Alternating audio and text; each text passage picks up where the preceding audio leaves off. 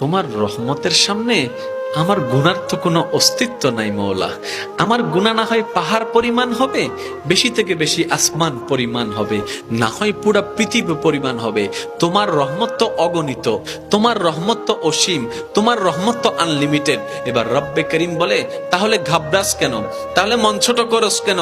আরে গুনাহ করেছো তো করেছো, কি হয়েছে? একবার তো তওবার মাধ্যমে আমি রবের দরবারে ফিরে আই, মওলা ফিরে আসতে পারবো তো? দরজা কি খোলা আছে?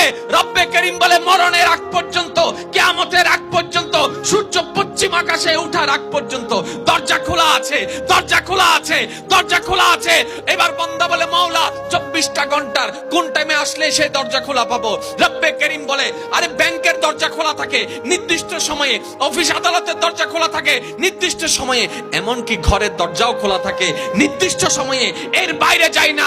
কিন্তু তোর রবের দরবার এমন একটা দরবার, 24টা ঘন্টার যেই কোনো মুহূর্তে তুই আসবি, তোর রবের দরবার তোর জন্য খোলা থাকবে। সুবহানাল্লাহ।